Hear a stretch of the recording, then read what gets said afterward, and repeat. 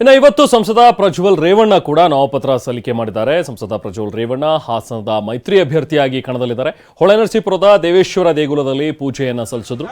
ದೇವರ ಮುಂದೆ ನಾಮಪತ್ರವನ್ನು ಇಟ್ಟು ವಿಶೇಷ ಪೂಜೆಯನ್ನು ಸಲ್ಲಿಸಿದ್ರು. ಈ ಸಂದರ್ಭದಲ್ಲಿ ಬಿ.ವೈ. ವಿಜಯೇಂದ್ರ ಕೂಡ ಹಾಜರಿದ್ದರು. ಹಾಗೆ ದೇವೇಗೌಡರು ಕೂಡ ತಮ್ಮ ಮೊಮ್ಮಗನ ಇವತ್ತು ನಾಮಪತ್ರ ಸಲ್ಲಿಕೆಯ ವೇಳೆ ಹಾಜರಿದ್ದಾರೆ. ದೇವೇಗೌಡರು ಕೂಡ ಅಲ್ಲಿಗೆ ಬಂದಿದ್ರು. ಹರದನಹಳ್ಳಿಯಲ್ಲಿ ಪುತ್ರ ಪ್ರಜ್ವಲ್ಗೆ ರೇವಣ್ಣ ಕೂಡ ಸಾಥ್ ಕೊಟ್ಟಿದ್ರು. ಮತ್ತೊಮ್ಮೆ ಹಾಸನದಿಂದ ಆಯ್ಕೆ ಬಯಸಿರುವಂತಹ ಪ್ರಜ್ವಲ್ ರೇವಣ್ಣ ಇವತ್ತು ತಮ್ಮ ನಾಮಪತ್ರವನ್ನು ಸಲ್ಲಿಕೆ ಮಾಡಿದ್ದಾರೆ. ಅವರ ಜೊತೆಗೆ ಅವರ ತಂದೆ ರೇವಣ್ಣ ಅವರು ಕೂಡ ಇರುವಂಥದ್ದನ್ನು ಗಮನಿಸಬಹುದು.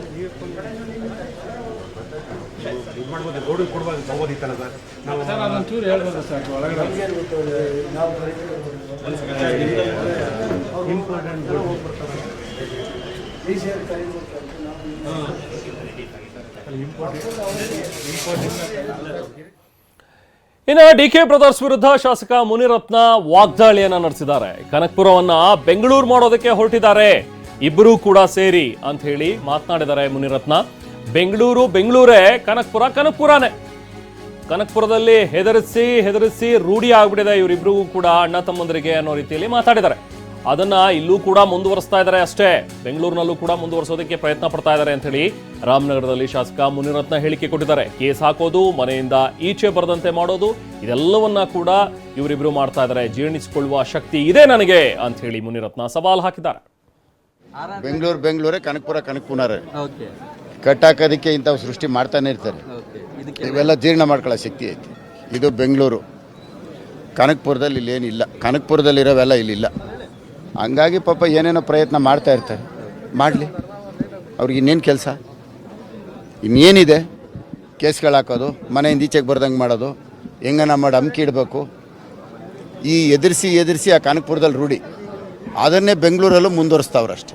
ಭಾರತೀಯ ಜನತಾ ಪಾರ್ಟಿ ಚಿಹ್ನೆ ಇಡೀ ವಿಶ್ವಾದ್ಯಂತ ಗೊತ್ತಿದೆ. ಅರ್ಥ ಆಯ್ತಾ? 27 ಲಕ್ಷಕ್ಕೇನು ನಾವು ಕಲಿಸ್ಕೊಡ್ಬೇಕಾಗಿಲ್ಲ. ಚಿಹ್ನೆ ನೋಡ್ತಾರೆ, ಡಾಕ್ಟ್ರ್ ನೋಡ್ತಾರೆ, ಕ್ರಮ ಸಂಖ್ಯೆ ನೋಡ್ತಾರೆ, ಒತ್ತುತ್ತಾರೆ. ಇವರು 5 ಅಲ್ದಿರ ಇನ್ನು 50 ಸೃಷ್ಟಿ ಮಾಡಲಿ. ಅಲ್ಲ, ಇನ್ನು 5 ಅಲ್ದಿರ 50 ಸೃಷ್ಟಿ ಮಾಡಲಿ. ಅದು ಬೆಳೆದು ಬಂದಿರೋ ರೀತಿನೇ ಅದೇ ಅಲ್ವಾ? ಈಗ ಎಲ್ಲರ ಹತ್ರ ಹೋಗಿ ಕೂಲಿ ಕೇಳ್ತಾರಪ್ಪ. ಕೂಲಿ ಕೇಳಿದ್ರೆ ಕೂಲಿ ತಾನೇ ಕೇಳಬೇಕು. ಇವರೇ ತೊಗೊಂಡೋಗಿ ಬಾಕ್ಸ್ಗಳು ಕೊಡ್ತಾವ್ರಲ್ಲ, ಅದನ್ನೇನಂತ ಕರಿಬೇಕು? ಇವ್ರು ಯಾಕೆ ಎತ್ಕೊಂಡೋಗ್ಬಿಟ್ಟು ಗೋಡನ್ಗಳಲ್ಲಿ 5-5 ಲಕ್ಷ ಬಾಕ್ಸ್ಗಳು ತುಂಬಿಟ್ಟವ್ರು ಕುಕ್ಕರ್ಗಳನ್ನ ಕನಕಪುರ ಬೆಂಗಳೂರು ಮಾಡಕ್ಕೆ ಕೊಟ್ಟ. ಇನ್ನು ಈಶ್ವರಪ್ಪ ಅವ್ರನ್ನ ಡೆಲ್ಲಿಗೆ ಬನ್ನಿ ಅಂತ ಹೇಳಿ ಅಮಿತ್ ಶಾ ಅವ್ರು ಕರೆದಿದ್ರು. ಆದರೆ ನಿನ್ನೆ ಈಶ್ವರಪ್ಪ ಅವ್ರು ಹೋದ್ರೂ ಕೂಡ ಅಮಿತ್ ಶಾ ಭೇಟಿ ಆಗಿಲ್ಲ. ಸೊ ಹಾಗಾಗಿ ವಾಪಸ್ ಆಗಿದ್ದಾರೆ ಈಗ ಈಶ್ವರಪ್ಪ. ಅದಾದ ನಂತರ ದೇವನಹಳ್ಳಿಯಲ್ಲಿ ಮಾತನಾಡಿದ್ರು. ದೇಶಕ್ಕೆ ಮತ್ತೆ ಮೋದಿ ಪ್ರಧಾನಿ ಆಗಬೇಕು, ರಾಜ್ಯದ 28 ಸೀಟು ಬಿಜೆಪಿ ಗೆಲ್ಲಬೇಕು, ಅದರಲ್ಲಿ ಒಂದು ಪಕ್ಷೇತರನಾಗಿ ನಾನು ಗೆಲ್ಲಬೇಕು ಅಂತ ಮಾತಾಡಿದ್ದಾರೆ. ಒಂದು ಸ್ವಲ್ಪ ನನಗೂ ಕೂಡ ಹಿರಿಯರ ಮಾತನ್ನು ಮೀರಬೇಕು ಬೇಡ ಅನ್ನೋ ಲೆಕ್ಕದಲ್ಲಿ ಡೆಲ್ಲಿಗೆ ಹೋದೆ. ನಾನು ಹೋಗಲಿಲ್ಲ ಏನಾಗುತ್ತೆ, ಎಷ್ಟು ಸೊಕ್ಕು ಈಶ್ವರಪ್ಪನವ್ರಿಗೆ, ದೊಡ್ಡವ್ರ ಮಾತು ಮೀರ್ತಾರಲ್ಲ ಅನ್ನೋಂಥ ಭಾವನೆ ಬರ್ತಿತ್ತು. ನಾನು ಅದಕ್ಕೋಸ್ಕರ ಡೆಲ್ಲಿಗೆ ಹೋದೆ. ಭಗವಂತ ನನ್ನ ಜೊತೆಗಿದ್ದಾನೆ ಅದಕ್ಕೆ ಸಾಕ್ಷಿ. ನನಗೆ ಅಮಿತ್ ಶಾ ಭೇಟಿ ಆಗಲಿಲ್ಲ. ಯಾಕೆ ಆಗಲಿಲ್ಲ ಅಂತ ನನಗನ್ಸಿದ್ದು ಅಂದರೆ, ನಾನು ಅನೇಕ ಪ್ರಶ್ನೆಗಳು ಅವ್ರ ಮುಂದೆ ಇಟ್ಟಿದ್ನಲ್ಲ, ಇದಕ್ಕೆ ಅವ್ರು ಉತ್ತರ ಕೊಡೋದು ಕಷ್ಟ ಆಗುತ್ತೆ ಅನ್ನೋಂಥ ಲೆಕ್ಕದಲ್ಲಿ ಅವ್ರು ನನಗೆ ಭೇಟಿ ಆಗಲಿಲ್ಲ. ಅದರ ಅರ್ಥ ಅಲ್ಲ, ಅವರೇ ಭೇಟಿಗೆ ಅವಕಾಶ ಕೊಡಲಿಲ್ಲ, ನೀವು ಅವ್ರು ಕೊಡಲಿಲ್ಲ. ಅವ್ರು ಡೆಲ್ಲಿ ಹೋದ. ಅವ್ರ ಆಫೀಸಿಗೆ ಫೋನ್ ಮಾಡಿದೆ, ಬನ್ನಿ ಟೈಮ್ ಹೇಳ್ತೀನಿ ಅಂತ ಹೇಳಿದರು. ಕೊನೆಗೆ ಅವ್ರ ಆಫೀಸಿಂದ ಇಲ್ಲ, ನೀವು ಭೇಟಿ ಮಾಡೋದು ಬೇಡ ಅಂತ ಹೇಳಿದ್ದಾರೆ. ಒಳ್ಳೆಯದಾಯ್ತು ನನಗೆ, ಅದು ಒಳ್ಳೆಯದೇ ಆಯ್ತು ನನಗೆ. ಅವರೇನಾದ್ರು ಕೂಡ ಭೇಟಿ ಮಾಡಿ ಇದಷ್ಟು ಅನ್ಯಾಯಗಳೇನೇನಾಗಿದೆ ಅದಷ್ಟನ್ನು ಕೇಳಿ ಆಮೇಲೂ ಕೂಡ ಅವ್ರು ವಾಪಸ್ ತೊಗೊತಂದ್ರೆ ಏನು ಮಾಡಬೇಕಿತ್ತು ನಾನು? ದೊಡ್ಡವ್ರ ಮಾತು ಮೀರ್ತಾರೆ ನೋಡಪ್ಪ ಅನ್ನೋಂಥ ಒಂದು ಆಪಾದನೆ ಬರ್ತಿತ್ತು. ಅವರೇ ಯೋಚನೆ ಮಾಡಿರಬೇಕು, ಇಲ್ಲ ಅವ್ರು ಮಾಡ್ತಿರೋದು ನ್ಯಾಯ ಇದೆ, ನ್ಯಾಯಕ್ಕೋಸ್ಕರ ಹೋರಾಟ ಮಾಡ್ತಿದ್ದಾರೆ. ನಾವೊಂದು ಕಡೆ ಹೆಂಗೆ ನ್ಯಾಷನಲ್ BJP ಹೋರಾಟ ಮಾಡ್ತಿದ್ದೀವೋ, ಕರ್ನಾಟಕ ರಾಜ್ಯದ ಭಾರತೀಯ ಜನತಾ ಪಾರ್ಟಿಯಲ್ಲಿ ಆಗ್ತಿರೋಂಥ ಅನ್ಯಾಯದ ವಿರುದ್ಧ ಅವ್ರು ಹೋರಾಟ ಮಾಡ್ತಿದ್ದಾರೆ, ಸರಿ ಇರ್ಬೋದು ಅನ್ನೋಂಥ ಭಾವನೆ ಅವರು ಅನೇಕರ ಹತ್ರ ಮಾತಾಡಿ ಈ ತೀರ್ಮಾನ ತೊಗೊಂಡಿರ್ಬೋದು. ಯಾಕೆಂದರೆ ಅವರೇ ದೆಹಲಿ ಬಾ ಅಂಥೇಳಿ ಭೇಟಿ ಕೊಡಲಿಲ್ಲ. ಅವ್ರು ಇರಿಸುಮುರುಸು ಒಂದು ಸ್ವಲ್ಪ. ಇನ್ನು ಬೆಂಗಳೂರು ಗ್ರಾಮಾಂತರದ ಬಿಜೆಪಿ ಅಭ್ಯರ್ಥಿಯಾಗಿರುವಂತಹ ಡಾಕ್ಟರ್ ಸಿ.ಎನ್. ಮಂಜುನಾಥ್ ಅವರು ಇವತ್ತು ತಮ್ಮ ನಾಮಪತ್ರವನ್ನು ಸಲ್ಲಿಕೆ ಮಾಡಿದ್ದಾರೆ. ಈಗಾಗಲೇ ಜಿಲ್ಲಾಧಿಕಾರಿ ಕಚೇರಿಗೆ, ರಾಮನಗರ ಜಿಲ್ಲಾಧಿಕಾರಿ ಕಚೇರಿಗೆ ತೆರಳಿದಂತಹ ಡಾಕ್ಟರ್ ಸಿ.ಎನ್. ಮಂಜುನಾಥ್ ಅವರು ತಮ್ಮ ನಾಮಪತ್ರವನ್ನು ಸಲ್ಲಿಕೆ ಮಾಡಿದ್ರು. ಈ ಸಂದರ್ಭದಲ್ಲಿ ಅವರ ಪತ್ನಿ ಅನಸೂಯ ಅವರು ಕೂಡ ಜೊತೆಲಿದ್ರು. ಹಾಗೆ ಅಶ್ವತ್ಥ ನಾರಾಯಣ ಅವರು ಕೂಡ ಜೊತೆಲಿರುವಂಥದ್ದನ್ನು ಗಮನಿಸಬಹುದು.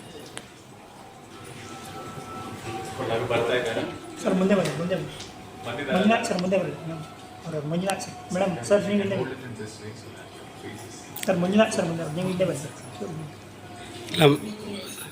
ಸರ್ ನೀವು ಮುಂದೆ ಬನ್ನಿ ಯಾಕೆ ಸರ್ ಮುಂದೆ ಬನ್ನಿ ಹಾಂ ರೆಡಿ ಸರ್ ರೆಡಿ. ಈ ಚುನಾವಣೆ ಜನರ ಪ್ರತಿಷ್ಠೆಯ ಚುನಾವಣೆ. ಇದ್ಯಾರು ನಮ್ಮ ವೈಯಕ್ತಿಕ ಪ್ರತಿಷ್ಠೆಯ ಚುನಾವಣೆ ಅಲ್ವೇ ಅಲ್ಲ. ಜನನಾಯಕ ಜನರ ಹೃದಯವನ್ನು ಗೆದ್ದು ಜನರ ವಿಶ್ವಾಸವನ್ನು ಗೆದ್ದಿರುವಂಥ, ಜನರ ಆಹ್ವಾನ, ಜನರ ಆಯ್ಕೆ ಆಗಿರುವಂಥ ಡಾಕ್ಟರ್ ಮಂಜುನಾಥ್ ಇವತ್ತು ಹೇಗೆ ನಮ್ಮೆಲ್ಲರ ನೆಚ್ಚಿನ ಪ್ರಧಾನಮಂತ್ರಿಗಳಾದಂಥ ನರೇಂದ್ರ ಮೋದಿಯವರು ಇಡೀ ದೇಶ ಜನರ ವಿಶ್ವಾಸವನ್ನು ಗಳಿಸ್ಕೊಂಡಿದ್ದಾರೋ, ಅದೇ ರೀತಿ ಕರ್ನಾಟಕದಲ್ಲಿ ಡಾಕ್ಟರ್ ಮಂಜುನಾಥ್ ಅವರು ಎಲ್ಲ ಜನರ ಜಾತ್ಯತೀತವಾಗಿ ಧರ್ಮಾತೀತವಾಗಿ ಎಲ್ಲರ ವಿಶ್ವಾಸವನ್ನು ಅವಿರತ 16 ವರ್ಷ ಸೇವೆಗಳನ್ನು ಮಾಡಿ ಜನರ ವಿಶ್ವಾಸವನ್ನು ಗಳಿಸ್ಕಿರೋದು. ಹಾಗಾಗಿ ಈ ಚುನಾವಣೆ ಜನರ ಚುನಾವಣೆ, ಜನಪರವಾಗಿರೋ ಚುನಾವಣೆ. ಈ ಜನರ ಜಯ ಪ್ರಜಾಪ್ರಭುತ್ವದಲ್ಲಿ ಜನಶಕ್ತಿಯೋ ಹಣಶಕ್ತಿಯೋ ಅನ್ನೋಂಥ ಭಾಳ ಸ್ಪಷ್ಟ ಸಂದೇಶವನ್ನು ಕೊಡಲಿಕ್ಕೆ ನಿರ್ಣಾಯಕವಾಗಿರುವಂಥ ಇಡೀ ದೇಶದಲ್ಲಿ, ಪ್ರಾಬಲಿ ಇಡೀ ದೇಶದ ಗಮನ ಸೆಳೆಯುವಂಥ ಚುನಾವಣೆ. ಆ ಚುನಾವಣೆ ಪ್ರಜಾಪ್ರಭುತ್ವದ ಹಬ್ಬ ಇವತ್ತೆಲ್ಲರೂ ಕಾಣಲಿಕ್ಕೆ ಸಾಧ್ಯವಿದ್ರೆ ಅದು ಬೆಂಗಳೂರು ಗ್ರಾಮಾಂತರ ಅಂತ ಭಾಳ ಸ್ಪಷ್ಟವಾಗಿ ಹೇಳಕ್ಕೆ ಇಷ್ಟಪಡ್ತೀನಿ. ಭಾಳ ಸಂತೋಷ, ಒಂದು ಒಳ್ಳೆ ದಿನ, ಒಳ್ಳೆ ಗಳಿಗೆಯಲ್ಲಿ ಇವತ್ತು ನಾಮಪತ್ರ ಸಲ್ಲಿಸ್ತಾ ಇದ್ದೀವಿ. ಇದು ನಮಗೆ ಖಂಡಿತವಾಗ್ಲೂ ಈ ಬಾರಿ ನಾವು ಗೆಲ್ಲುತ್ತೇವೆ. ಅದು ಖಂಡಿತವಾಗ್ಲೂ ಒಳ್ಳೇದಾಗತ್ತೆ. ನಿಮ್ಮನ್ನೆಲ್ಲೋ ಕಟ್ಟಾಕಕ್ಕೆ ತಂತ್ರ ಮಾಡ್ತಾ ಇದ್ದೀವಿ. ಅದು ಬನ್ನಿ, ಇಂಥವೆಲ್ಲ ನಾವು ನೋಡ್ಕೊತೀವಿ. ನೀವೊಂದು ತಿಳ್ಕೊಳ್ಳಿ, ಕನಕಪುರ ಬೆಂಗಳೂರು ಮಾಡಕ್ಕೆ ಕೊಟ್ಟವ್ರೆ. ಬೆಂಗಳೂರೇ ಕನಕಪುರನೇ ಕಟ್ಟಾಕೋದಕ್ಕೆ ಇಂಥವು ಸೃಷ್ಟಿ ಮಾಡ್ತಾನೆ ಇರ್ತಾರೆ. ಇವೆಲ್ಲ ಜೀರ್ಣ ಮಾಡ್ಕೊಳ್ಳೋ ಶಕ್ತಿ ಐತಿ. ಇದು ಬೆಂಗಳೂರು, ಕನಕಪುರದಲ್ಲಿ ಇಲ್ಲೇನಿಲ್ಲ. ಕನಕಪುರದಲ್ಲಿರೋವೆಲ್ಲ ಇಲ್ಲಿಲ್ಲ. ಹಂಗಾಗಿ ಪಾಪ ಏನೇನೋ ಪ್ರಯತ್ನ ಮಾಡ್ತಾ ಇರ್ತಾರೆ. ಮಾಡಲಿ, ಅವ್ರಿಗೆ ಇನ್ನೇನು ಕೆಲಸ, ಇನ್ನೇನಿದೆ? ಕೇಸ್ಗಳು ಹಾಕೋದು, ಮನೆಯಿಂದ ಈಚೆಗೆ ಬರ್ದಂಗೆ ಮಾಡೋದು, ಹೆಂಗನ ಮಾಡಿ ಅಮ್ಕಿ ಇಡಬೇಕು. ಈ ಎದುರಿಸಿ ಆ ಕನಕಪುರದಲ್ಲಿ ರೂಢಿ. ಅದನ್ನೇ ಬೆಂಗಳೂರಲ್ಲೂ ಮುಂದುವರಿಸ್ತಾವ್ರಷ್ಟೆ. ಮಂಜುನಾಥ್ ಗೆದ್ದಾಯಿತು. ವಿಶ್ವಾಸ ಎಲ್ಲಿಂದ ಬಂತು? ಗೆದ್ದಾಯಿತು. ಇನ್ನು ಇವತ್ತು ಮಂಡ್ಯದಲ್ಲಿ BS ಯಡಿಯೂರಪ್ಪ ಅವರು ಕೂಡ ಮಾತಾಡಿದ್ದಾರೆ. ಸಿದ್ದರಾಮಯ್ಯ ಮಾತಿಗೆ ಬೆಲೆ ಕೊಡುವ ಅವಶ್ಯಕತೆ ಇಲ್ಲ. ಕರ್ನಾಟಕಕ್ಕೆ ಕೇಂದ್ರದಿಂದ ಎಷ್ಟು ಸಾವಿರ ಕೋಟಿ ಅನುದಾನ ಕೊಟ್ಟಿದ್ದಾರೆ ಅನ್ನುವಂಥದ್ದನ್ನ ಸ್ವತಃ ಅಮಿತ್ ಶಾ ಅವರೇ ಹೇಳಿದ್ದಾರೆ ಅನ್ನುವಂಥದ್ದನ್ನ ಮಂಡ್ಯದಲ್ಲಿ BS ಯಡಿಯೂರಪ್ಪ ಹೇಳಿದ್ದಾರೆ. ಸಿದ್ದರಾಮಯ್ಯನವರ ಮಾತಿಗೆ ಯಾವುದೇ ರೀತಿಯ ಬೆಲೆ ಕೊಡುವಂತ ಅಗತ್ಯ ಇಲ್ಲ. ಈಗಾಗಲೇ ನಾವು ಅಧಿಕಾರಕ್ಕೆ ಬಂದ ಮೇಲೆ ಹಿಂದೆ ಈಗ ಎಷ್ಟು ಸಾವಿರ ಕೋಟಿ ಹಣವನ್ನು ನಾವು ಕೊಟ್ಟಿದ್ದೇವೆ ಕರ್ನಾಟಕಕ್ಕೆ ಅನ್ನೋ ಮಾತನ್ನ ಈಗಾಗಲೇ ಸ್ವತಃ ಅಮಿತ್ ಶಾ ಜಿಯವರು ಎಲ್ಲವನ್ನು ಹೇಳಿದ್ದಾರೆ. ವಿನಾಕಾರಣ ಆರೋಪ ಮಾಡುವಂಥದ್ದು ಸಿದ್ದರಾಮಯ್ಯನವರ ಒಂದು ಸಹಜ ಪ್ರವೃತ್ತಿ. ಆದ್ರಿಂದ ಸಿದ್ದರಾಮಯ್ಯನವರ ಮಾತಿಗೆ ತಲೆ ಕೆಡಿಸ್ಕೊಳ್ಳೋ ಅಗತ್ಯ ಇಲ್ಲ. ಸಿದ್ದರಾಮಯ್ಯನವರ ಮಾತಿಗೆ ಯಾವುದೇ ರೀತಿಯ ಬೆಲೆ ಕೊಡುವಂತ ಅಗತ್ಯ ಇಲ್ಲ. ಈಗಾಗಲೇ ನಾವು ಅಧಿಕಾರಕ್ಕೆ ಬಂದ ಮೇಲೆ ಹಿಂದೆ ಈಗ ಎಷ್ಟು ಸಾವಿರ ಕೋಟಿ ಹಣವನ್ನು ನಾವು ಕೊಟ್ಟಿದ್ದೇವೆ ಕರ್ನಾಟಕಕ್ಕೆ ಅನ್ನೋ ಮಾತನ್ನ ಈಗಾಗಲೇ ಸ್ವತಃ ಅಮಿತ್ ಶಾ ಜಿಯವರು ಎಲ್ಲವನ್ನು ಹೇಳಿದ್ದಾರೆ. ವಿನಾಕಾರಣ ಆರೋಪ ಮಾಡುವಂಥದ್ದು ಸಿದ್ದರಾಮಯ್ಯನವರ ಒಂದು ಸಹಜ ಪ್ರವೃತ್ತಿ. ಆದ್ರಿಂದ ಸಿದ್ದರಾಮಯ್ಯನವರ ಮಾತಿಗೆ ತಲೆ ಕೆಡಿಸ್ಕೊಳ್ಳೋ ಅಗತ್ಯ ಇಲ್ಲ. ಸಿದ್ದರಾಮಯ್ಯನವರ ಮಾತಿಗೆ ಇನ್ನು ಇದೇ ಸಂದರ್ಭದಲ್ಲಿ ದೇವೇಗೌಡರ ಬಗ್ಗೆನೂ ಕೂಡ ಮಾತನಾಡುವಂತಹ BS ಯಡಿಯೂರಪ್ಪ, ದೇವೇಗೌಡರ ಸಹಕಾರದಿಂದ 28 ಸ್ಥಾನಗಳನ್ನು ನಾವು ಗೆಲ್ತೀವಿ, ಮೋದಿಯವರು ಮತ್ತೊಮ್ಮೆ ಪ್ರಧಾನಿ ಆಗ್ತಾರೆ ಅಂತ ಹೇಳಿ ಮಂಡ್ಯದಲ್ಲಿ ವಿಶ್ವಾಸ ವ್ಯಕ್ತಪಡಿಸಿದ್ದಾರೆ.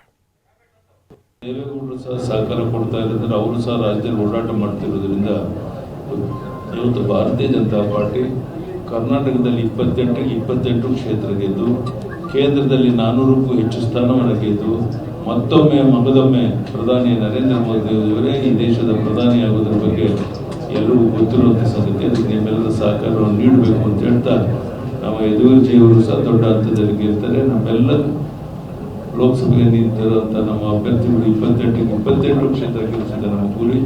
ಆ ದಿಕ್ಕಿನಲ್ಲಿ ಪ್ರಾಮಾಣಿಕ ಪ್ರಯತ್ನ ಮಾಡ್ತೇವೆ. ಅದನ್ನು 100% ಯಶಸ್ವಿ ಆಗ್ತೀವಿ ಅನ್ನೋ ವಿಶ್ವಾಸ ನನಗಿದೆ.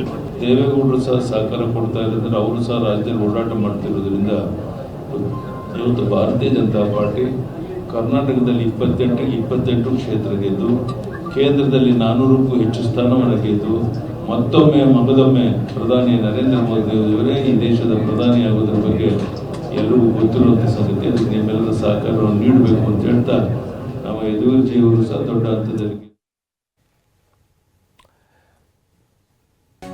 ಇನ್ನು ಇವತ್ತು BS ಯಡಿಯೂರಪ್ಪ ಅವರು ಮಾತನಾಡ್ತಾ ಇದ್ದಾರೆ. ನಾಮಪತ್ರ ಸಲ್ಲಿಕೆ ಬಳಿಕ HDK ಶಕ್ತಿ ಪ್ರದರ್ಶನ ಕೂಡ ಮಾಡಿದ್ದಾರೆ. ಮಂಡ್ಯದಲ್ಲಿ JDS ಮತ್ತು BJPಯ ಮೈತ್ರಿ ಸಮಾವೇಶ ಹಮ್ಮಿಕೊಂಡಿದ್ದಾರೆ. ಮಂಡ್ಯ ವಿವಿ ಆವರಣದಲ್ಲಿ ನಡೆಯಲಿರುವಂತಹ ಸಮಾವೇಶ ಇದು. ಸಮಾವೇಶದಲ್ಲಿ ಹಲವು ಸಮುದಾಯದ ಮುಖಂಡರು ಕೂಡ ಭಾಗಿಯಾಗ್ತಾರೆ.